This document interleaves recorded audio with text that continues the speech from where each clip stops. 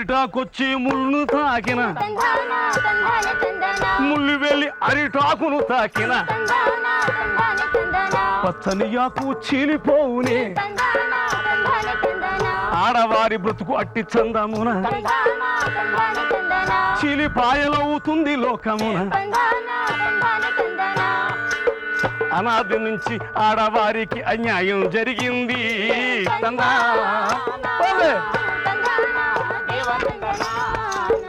తరిగిట జంతరిత కన్యాశుల్కున్నాడొచ్చింది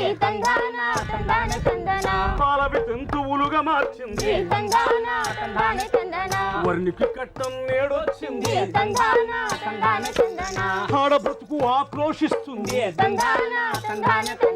అగ్నికి ఆహుతు అయిపోతుంది అనాది నుంచి ఆడవారికి అన్యాయం జరిగింది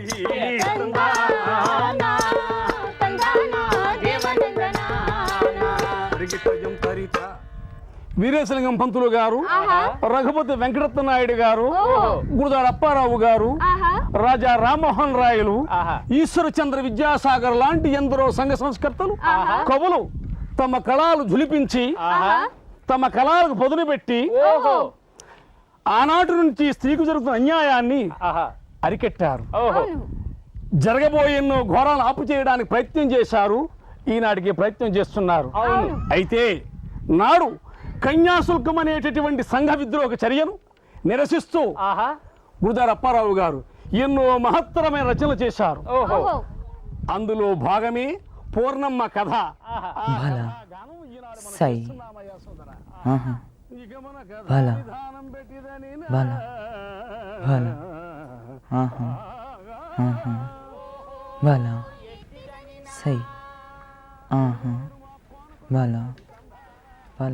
ఏమైంది వీడికి ఇలా కలవరిస్తున్నాడు? ఏమో నాకు కూడా తెలీదు. అనన్య, ప్రణవ్, ఏమిటి అభిరామ్ ఇంకా నిద్ర లేవలేదా? మాయ అన్న ఎలా కలవరిస్తున్నాడు చూడండి. అభి, ఒరే అభి, ఏమైందిరా ఇంకా నిద్ర లేవలేదా? రాత్రి లేటుగా పడుకున్నా కదా, పొద్దునే మెలకువ రాలేదు. మరి ఏమిటా కలవరింతలు? కలవరించానా? లేదే. భలా సై అని అన్నావు కదా. ఓహో, నిన్న మనం బుర్ర కథ చూసాం కదా, అదే నా కలలో మెదిలింది. మనం ఏదైతే ఆలోచిస్తూ పడుకుంటామో అవే కళల రూపంలో వస్తూ ఉంటాయి. పిల్లలు, మీకు తెలుగులో ఏవో సందేహాలు ఉన్నాయన్నారు కదా? అవును మామయ్య, మా తెలుగు టీచర్ పాఠం చెబుతూ సెలవులు అయ్యాక భాషా భాగాలు అనే పాఠం చెబుతానన్నది. సెలవుల్లో మేము చూసిన వస్తువుల పేర్లు, జంతువుల పేర్లు, చేసిన పనుల వివరాలను గూర్చి రాసుకొని రమ్మన్నారు. మరి ఇంకే, మనం రోజు చూస్తున్నా మీకు నచ్చిన వాటి పేర్లు వివరాలు రాసుకోండి. భాషా భాగాలకు మేము చూసే వాటికి సంబంధం ఏమిటి మావయ్య? మనం నిత్యం చూస్తూ ఉన్న మన చుట్టూ ఉన్న వస్తువులు, వాటి గుణాలు, వాటి విశేషాలకు సంబంధించిన అంశాలే భాషా భాగాల్లోని అంశాలు. అవేంటో చెప్తాను, శ్రద్ధగా వినండి.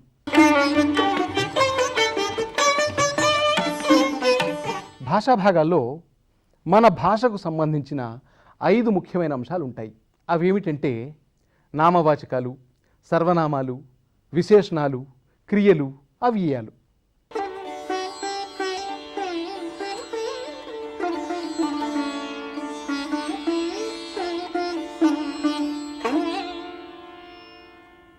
అవును మావయ్య, వీటి గురించి నాకు కొంచెం తెలుసు. నామవాచకాలంటే మనుషుల, జంతువుల, వస్తువుల పేర్లే కదా మావయ్య? నామం అంటే పేరే కదా మామయ్య? అవును, మీ పేర్లు, మా పేర్లు, మన చుట్టూ ఉన్న పక్షులు, జంతువుల పేర్లే కాకుండా కనిపించే వస్తువుల పేర్లన్నీ కూడా నామవాచకాలే కదా. ప్రాణం లేని వస్తువులకు పేర్లుంటాయా? ఎందుకుండవు?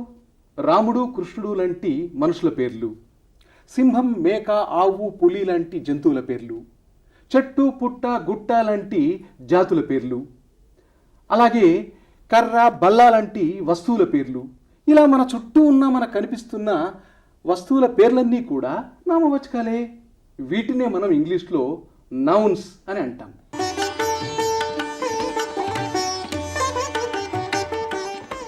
భలే భలే, ఇవన్నీ నామవాచకాలు అని రాసి మా టీచర్ చూపెడతాను మావయ్య. అలాగే ఇక సర్వనామాలు అంటే ఏమిటో చెప్తాను. సర్వనామాలు అంటే నామవాచకాలకు బదులుగా వాడే పదాలు. ఉదాహరణకి అభిరామ్ నిద్రపోతున్నాడు, వాడు నిద్రలో కలగన్నాడు. ఈ వాక్యాల్లో అభిరామ్ అన్నది నామవాచకం, వాడు అన్నది సర్వనామం. సర్వనామం అంటే నామవాచకానికి బదులుగా వాడే పదం అన్నమాట. ఇందులో వాడు అన్నది సర్వనామం.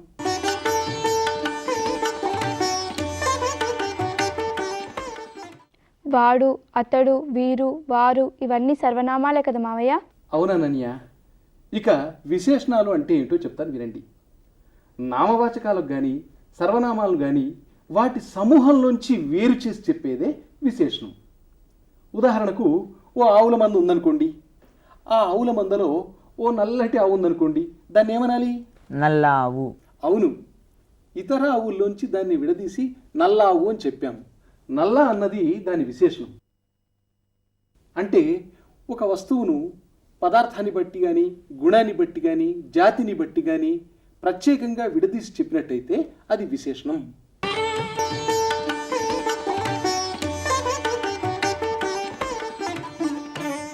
ఉదాహరణకు పెద్ద పర్వతం, నల్ల కొండ, మంచి బట్టలు అనే వాటిలో పెద్ద, నల్ల, మంచి ఇలాంటివన్నీ కూడా ఆయా వస్తువుల విశేషణాలే.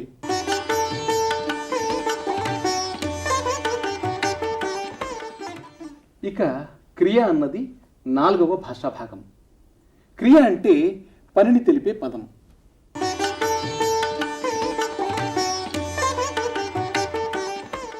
ఇవి కూడా 2 రకాలు: సమాపక క్రియలు, అసమాపక క్రియలు. సమాపక క్రియ అంటే పని పూర్తి కావడం అన్నమాట. అసమాపక క్రియ అంటే పని ఇంకా కొనసాగుతూ ఉండడం అన్నమాట.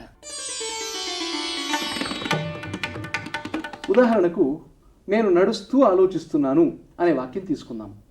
ఇందులో నడుస్తూ అన్నది అసమాపక క్రియ, ఆలోచిస్తున్నాను అన్నది సమాపక క్రియ. ఓహో, నేను ఈ మాటలన్నీ మా స్నేహితులకు చెబుతాను. అలాగే చెబుదూ గాని, ఇందాక నువ్వన్నావే ఓహో అని, అలాంటి మాటలకు మన భాష భాగంలో ఒక పేరుంది. ఏమిటా పేరు మావయ్య?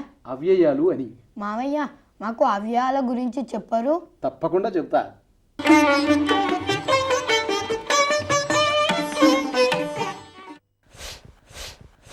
అబ్బా, ఏమైంది అభి? నిన్న క్రికెట్ ఆడుతూ క్యాచ్ పట్టబోయి జారి పడ్డాను. అది నొప్పిగా ఉంది, అందుకనే అబ్బా అన్నాను. అవునా, ఇందాక నువ్వు బాధపడుతూ అబ్బా అన్నావు, బంతిని పట్టబోయి అబ్బో అన్నావు. ఇలా వేరువేరు సందర్భాల్లో మనం ఉపయోగించే పదాలని అవ్యయాలు అంటాం.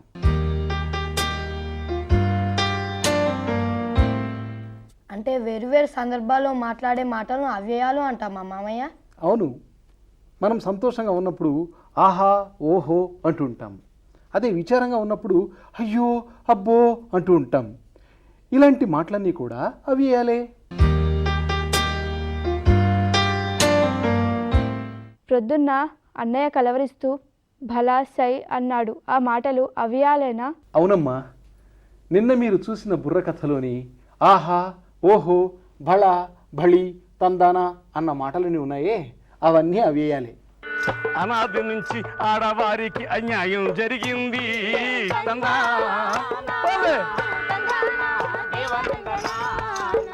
తరిగిట జంతరిత. ఇంతకు మీకు అవ్యయాలంటే ఏంటో చెప్పనే లేదు కదూ. ఏ విధమైన వ్యయం కాని మాటలు అవ్యయాలు.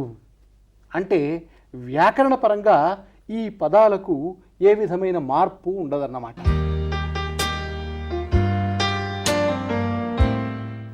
ఈ పదాలకు ఏ లింగము ఉండదు, ఏ వచనము ఉండదు, ఏ విభక్తి ఉండదు.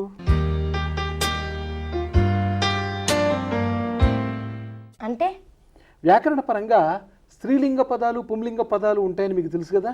తెలుసు మావయ్య. రాముడు, అతడు మొదలైనవి పులింగ పదాలు. సీత, ఆమె, అది మొదలైనవి స్త్రీలింగ పదాలు. బల్ల, చెట్టు, పుట్ట లాంటి పదాలన్నీ నపుంసకలింగ పదాలు. ఈ 3 విధాల లింగాలకు చెందని పదాలన్నీ కూడా అవ్యయాలే.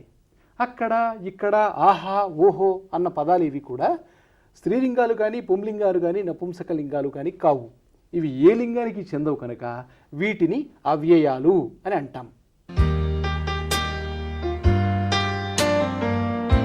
మామయ్య, మీకు చెప్పనే లేదు కదూ, మొన్న మా బడిలో అన్నయ్య దుర్యోధన ఏకపాత్రాభినయం చేశాడు. అలాగా? ఏది అభి? అందులో ఒక డైలాగ్ చెప్పు. తప్పదా మావయ్య? ఆహా, తప్పక చెప్పాల్సిందే. సరే వినండి.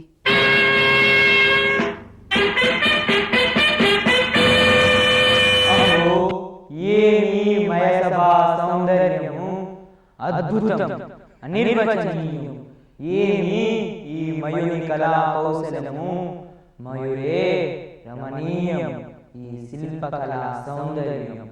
భలా మయ బ్రహ్మ నీ అపురూప రచనా చమత్కృతికి మా మది ఉప్పొంగిపోతుంది. అబ్బా ఇదేమి, ఇది ద్వారణ జమపడింది కాదే, అయ్యో నేనేల మోసపోయింది.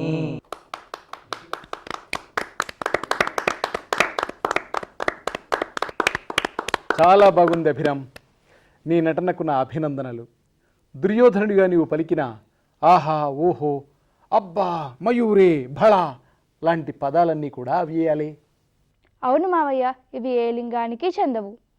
అవ్యయాలకు ఏ లింగము ఉండదు, అలాగే ఏ వచనము ఉండదు. అంటే ఏకవచనం బహువచనం అని ఉంటాయి కదా, అవ్యయాలకు ఏకవచనం కానీ బహువచనం కానీ ఉండవన్నమాట. అవును మావయ్య, ఒకటే అయితే ఏకవచనం, అనేకమైతే బహువచనం అని మా టీచర్ చెప్పారు. నిజమే, అవ్యయ పదాలు ఏకవచనం కానీ బహువచనం కానీ కావు. అంటే అవ్యయాలకు లింగం కానీ వచనం కానీ ఉండదన్నమాట. లింగం వచనంతో పాటుగా అవ్యయాలకు ఏ విభక్తి ఉండదు. అదెలా? వినండి, మీకు విభక్తి ప్రత్యయాలు తెలుసు కదా? తెలుసు మామయ్య. మరి చెప్పండి. డు, ము, ఊలు ప్రథమ విభక్తి. నిన్, నన్, లన్ కూర్చి, గురించి ద్వితీయ విభక్తి. చేతన్ చేన్ తోడంతో తృతీయ విభక్తి. కొరకుంకై చతుర్థి విభక్తి. వలనన్, కంటెన్, పట్టి పంచమి విభక్తి. కిన్, కున్, యొక్క, లోన్, లోపలన్ షష్ఠి విభక్తి. అందున్, నన్ సప్తమి విభక్తి. ఓయి, ఓరి, ఓసి సంబోధన ప్రథమ విభక్తి.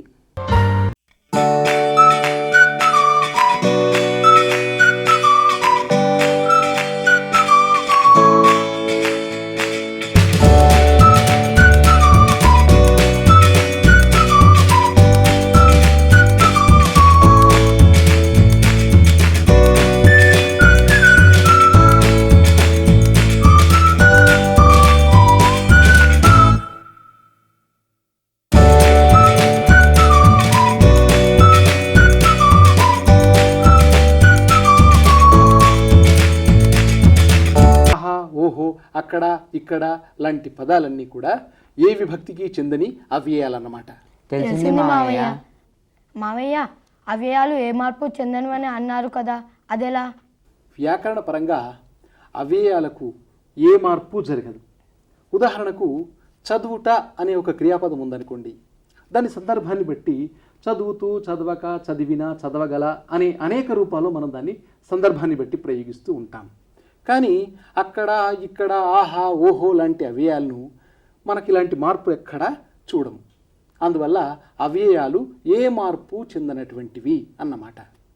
పిల్లలు, భాషా భాగాల గురించి, అవ్యయాల గురించి మనం ఇవాళ ఏమేమి మాట్లాడుకున్నామో జ్ఞాపకం చేసుకుందామా? నేను చెప్పనా మామయ్య? భాషా భాగాలు 5 రకాలు: నామవాచకాలు, సర్వనామాలు, విశేషణాలు, క్రియలు, అవ్యయాలు.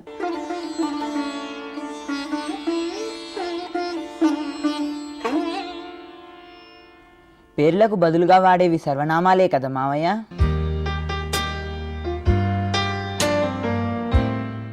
జాతిని బట్టి, గుణాన్ని బట్టి, పదార్థాన్ని బట్టి ప్రత్యేకించి చెప్పేవి విశేషణాలే కదా మామయ్య?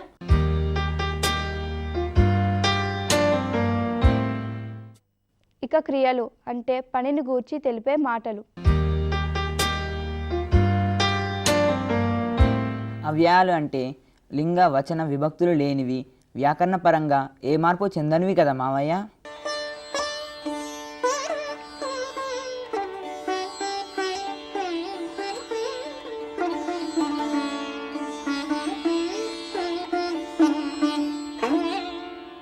చాలా బాగా గ్రహించారర్రా మీరంతా. అన్నట్టు మాటల్లో పడి మనం గమనించనే లేదు. అదిగో అటు చూడండి.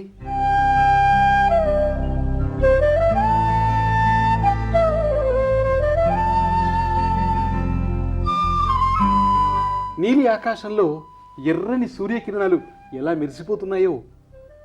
సూర్యుడు అస్తమిస్తున్నట్లున్నాడు. అతని డ్యూటీ ముగిసినట్లుంది. మామయ్య, మీరు చెప్పిన ఈ మాటల్లోనే అన్ని భాషా భాగాలు ఉన్నాయి. ఎలా?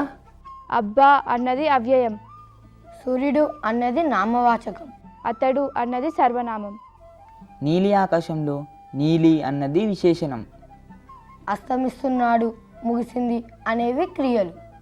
మేము ఇలా అన్ని భాషా భాగాలను రాసుకు వెళ్ళి మా టీచర్కు చూపెడతాం.